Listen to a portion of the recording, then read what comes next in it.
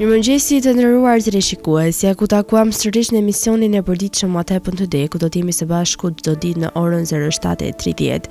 Data sot shënon 2 dhjetor dhe ne kemi përgatitur për ju disa informacione me ngjarjet më të rëndësishme të ditës, të cilat ju ftoj që t'i ndiqni. 2 dhjetori është dita e 336 e kalendarit gregorian, kështu që deri në fund të vitit kanë mbetur edhe 29 ditë. Ngjarje 1409 u hap Universiteti i Leipzigut. 1804 në Notre Dame katedral në Paris, Napoleon Bonaparte e kurzon veten perandori i Francës, perandori i parë pas qindra viteve. 1805 Napoleoni arriti një fitore të shkëlqyer ndaj Rusisë dhe Austrisë në betejën e Austerlitzit. 75.000 trupat e Napoleonit i tërhoqën trupat aleate me ata liqenit të ngrirë Menitz. 1848 Franz Josef u bë perandori i Austrisë.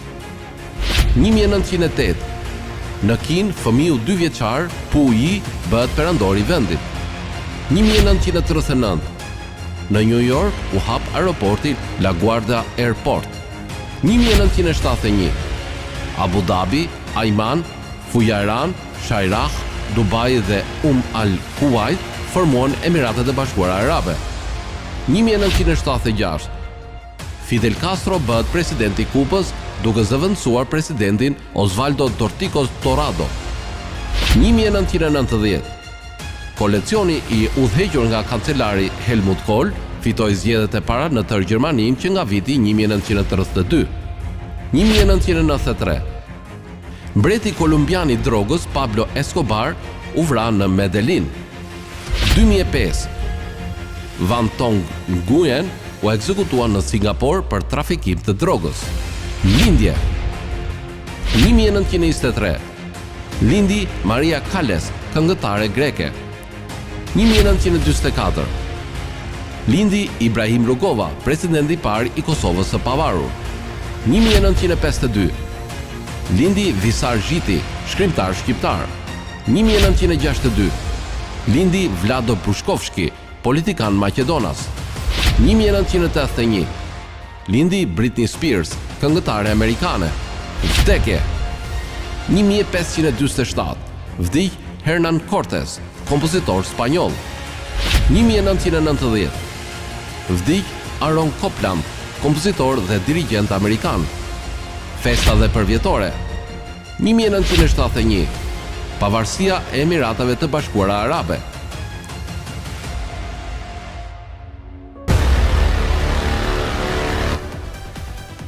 Ndërkohë kemi përgatitur për ju biografinë e Ibrahim Rugovës, i cili ka qenë presidenti i parë i Republikës së Kosovës. Për më tepër ju ftoj të ndiqni materialin e përgatitur.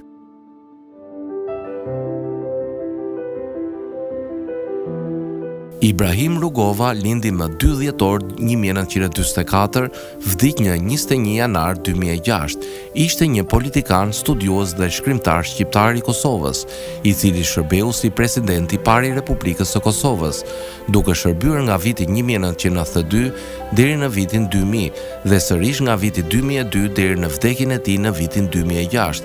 Ai mbikëqyri një luftë popullore për pavarësi, duke mbrojtur një rezistencë paqësore ndaj sulmit serbos-jugoslav dhe duke lobuar për mbështetjen e SBA-s dhe Europës, veçanërisht gjatë luftës së Kosovës. Duke patur si pikë mbështetje shoqatën e shkrimtarëve, ai ishte njëri ndër bashkëthemeluesit e Lidhjes Demokratike të Kosovës, e cila ishte lëvizja e parë demokratike mbar popullore, e cila u shndërrua në parti dhe filloi një fushat paqësore kundër Serbisë. U zgjodh që në fillim kryetari i saj që nga themelimi i saj më 23 dhjetor 1989 deri më 21 janar 2006, kur dhe ndërroi jetë në moshën 61 vjeçare. Ai udhëhoqi një luftë popullore për pavarësi që avokoi një rezistencë paqësore ndaj sundimit serbo-jugoslav dhe loboi për mbështetje nga SBA-ve dhe Europa, veçanërisht gjatë luftës së Kosovës. Ai theksoi fort trashëgiminë e lashtë të Dardanisë, mbretëri e pavarur dhe më vonë provincë e perandorisë romake që përfitonte territorin e sotëm të Kosovës. Për të forcuar identitetin e vendit dhe për të promovuar politikën e tij të marrëdhënieve të ngushta me Perëndimin, Për shkak të rolit të tij në historinë e Kosovës, Rugova është quajtur Ati i Kombit dhe Gandhi i Ballkanit, ndërsa pas vdekjes është shpallur Heroi i Kosovës. Në udhëheqjen e Rugovës, LDK-ja fitoi shumicën e votave në zgjedhjet e paralokale të sponsorizuara ndërkombëtarisht në Kosovën e pasluftës në tetor të vitit 2000, si dhe në zgjedhjet e paranacionale në vitin 2001 dhe në zgjedhjen e dyta lokale të vitit 2002. Më 4 shkurt 2002, Parlamenti i Kosovës zgjodhi Rugovën president. LDK fitoi edhe zgjedhjet e fundit nacionale më 2004. Rugova ndroi jetë me 21 janar 2006. U varros me nderimet e larta shtetërore dhe ushtarake. Funerali i Ibrahim Rugovës ishte njëri nga më të mëdhenj të historisë shqiptare. Në përvjetorin e vdekjes së Ibrahim Rugovës, më 21 janar 2007, presidenti i Kosovës Fatmir Sejdiu dekoroi presidentin historik të Kosovës me urdhrin Heroi i Kosovës, titulli më i lartë në vendin tonë që u jepet figurave historike shqiptare dhe të Kosovës, që kanë bërë vepra trimërie për lirinë dhe pavarësinë e Kosovës.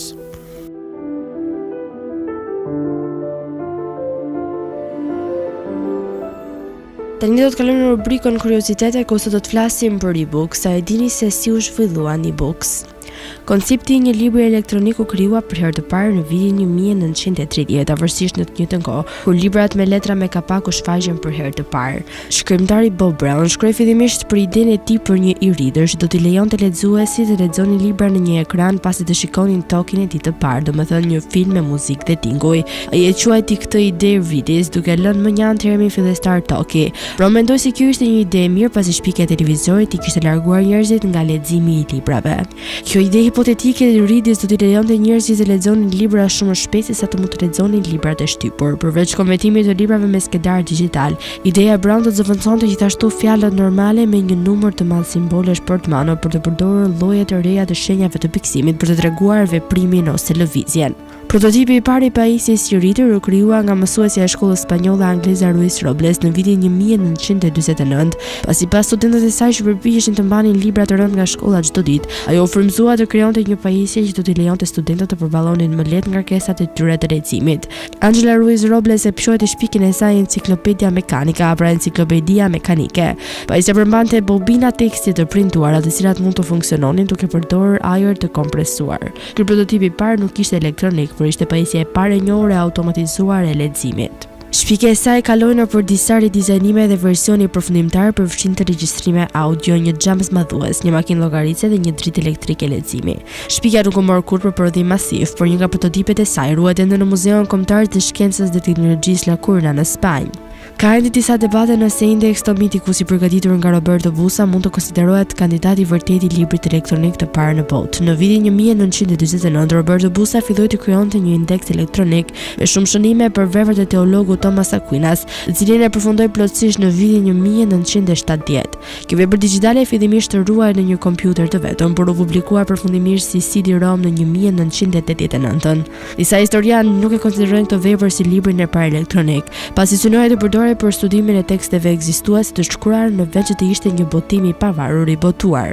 Disa historianë konsiderojnë se disa projekte nga fillimi i viteve 60 janë pararencit e librave elektronik të ditëve moderne. Këto projekte përfshin projektin NLS, sistemi online, kryesuar nga Doug Engelbart në Institutin e Kërkimeve të Stanfordit, dhe projektet e sistemit të redaktimit të hipertekstit dhe FRES, File Readable Editing System, të krijuar nga Andres Van Dam në Universitetin e Brown.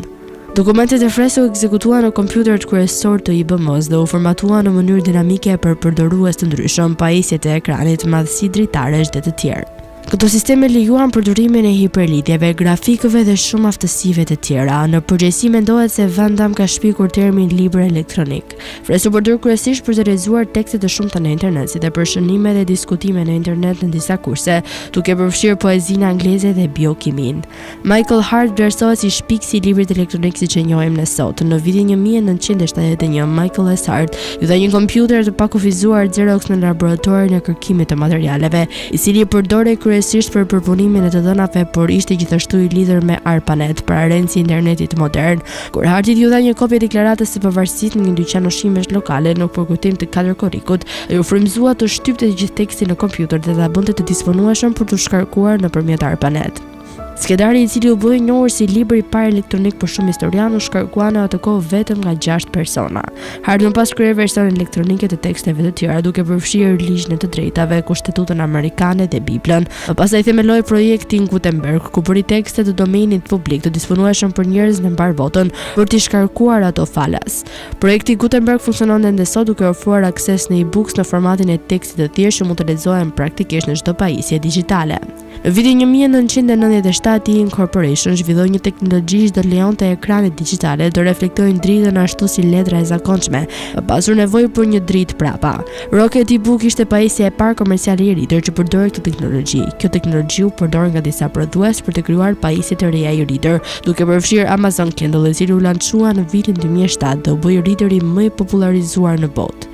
Rrugtimi i librit elektronik që ne njohim sot ka kaluar mbi 40 vite histori, që nga konceptimi deri tek e-books që ne njohim dhe përdorim në kohët moderne. Tregu global i librave elektronik duket se është në periudhën e tij më të mirë dhe pritet të pësojë rritje të ndjeshme dhe në vitet e ardhshme.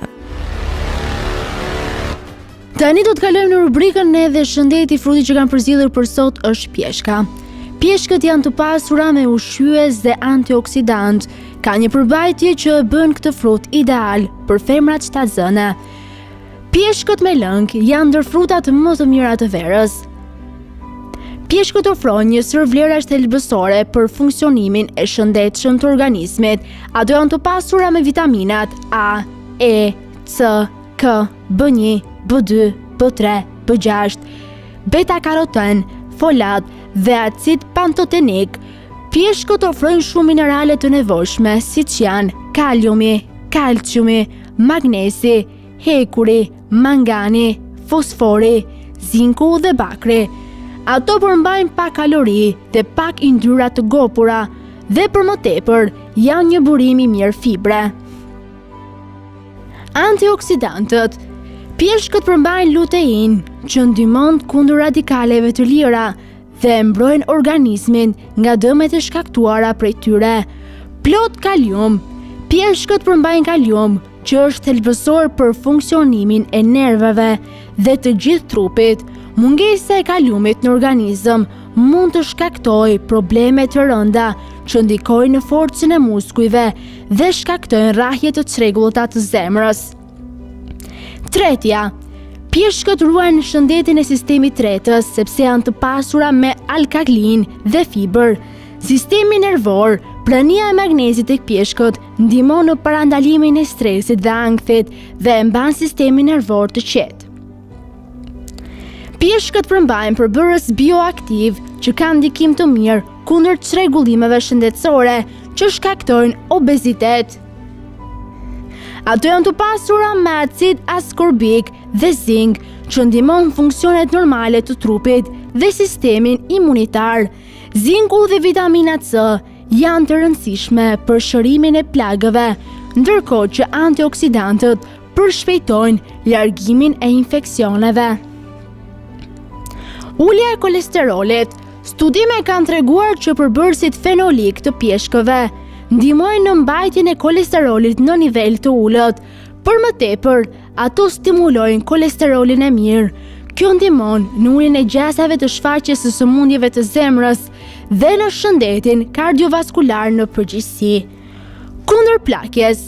Siç përmendëm, pjeshkët janë një burim i pasur me zink, që është i domosdoshëm kundër plakjes.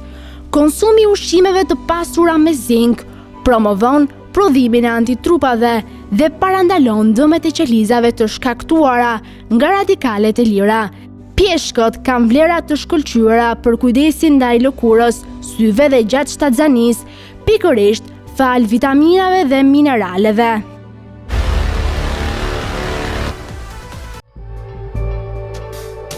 Territori shqiptar për datën 2 dhjetor 2025 do të jetë në ndikimin e masave ajrore të lagështa, të cilat do të sjellin mod kryesisht të vrenjtur me reshje të dobta shiu në disa zona të vendit.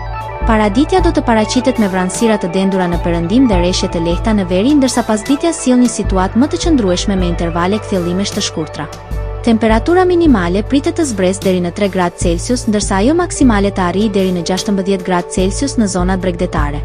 Gjatë ditës priten 1 deri në 2 orë diell në disa prej zonave jugore dhe qendrore. Era do të fryjë nga drejtimi jug-perëndim me shpejtësi 2 deri në 4 metra për sekond, ndërsa përgjat Bregdetit deri në 5 metra për sekond. Deti do të ketë dallgëzim të ulët deri mesatar rreth 1 deri në 2 ball. Indeksi ultraviolet për Tiranën më 2 dhjetor 2025 pritet të jetë i ulët rreth 1. Sipas burimeve astronomike, lindja e diellit në Tiranë më 2 dhjetor do të jetë në orën 6:41 minuta, ndërsa perëndimi në orën 16:19 minuta. Temperaturat minimale dhe maksimale për disa qytete kryesore të Shqipërisë do të jenë si më poshtë. Shkodër 10 deri në 13 gradë Celsius. Kukës 7 deri në 10 gradë Celsius. Peshkopi 6 deri në 10 gradë Celsius. Tiranë 11 deri në 14 gradë Celsius. Durrës 9 deri në 14 gradë Celsius. Kavaj 9 deri në 14 gradë Celsius. Elbasan 10 deri në 14 gradë Celsius. Bera 8 deri në 14 gradë Celsius. Korç 3 deri në 7 gradë Celsius. Vlorë 12 deri në 16 gradë Celsius. Gjirokastër 7 deri në 12 gradë Celsius. Sarand 9 deri në 15 gradë Celsius.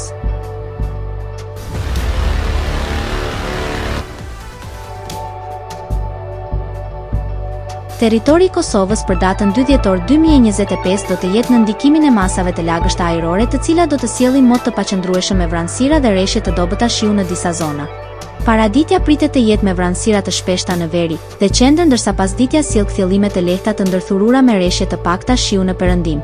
Temperatura minimale pritet të zbresë deri në -1 gradë Celsius, ndërsa ajo maksimale të arrijë deri në 10 gradë Celsius në perëndim. Era do të fryjë nga drejtimi verilindor me shpejtësi 1 deri në 3 metra për sekond. Indeksi ultraviolet për Prishtinën më 2 dhjetor 2025 pritet të jetë i ulët rreth 1. Sipas burimeve astronomike, lindja e diellit në Prishtinë më 2 dhjetor do të jetë në orën 6:40 minuta, ndërsa perëndimi në orën 16:10 minuta. Temperaturat minimale dhe maksimale për disa qytete kryesore të Kosovës do të jenë si më poshtë. Mitrovica 2 deri në 9 gradë Celsius. Podujev 0 deri në 9 gradë Celsius. Skënderaj -1 deri në 9 gradë Celsius. Pej 3 deri në 9 gradë Celsius. Prishtinë 1 deri në 9 gradë Celsius. Gjakov 1 deri në 10 gradë Celsius. Malishev 2 deri në 9 gradë Celsius. Gjilan 0 deri në 10 gradë Celsius. Ferizaj 2 deri në 10 gradë Celsius. Kaçanik 2 deri në 8 gradë Celsius. Suhare 2 deri në 10 gradë Celsius. Prizren 2 deri në 9 gradë Celsius. Të nderuar teleshikues, kjo ishte gjithçka e përgatitur për emisionin e sotëm. Bashkë do takohemi sërish nesër po në të njëjtën orë. Ndërkohë ju ftoj të ndiqni programacionin në vijim të Drita Televizionit dhe mos harroni të na ndiqni në rrjetet tona sociale, TikTok, Instagram, Twitter dhe Facebook, si dhe në websajtin ton drita.tv.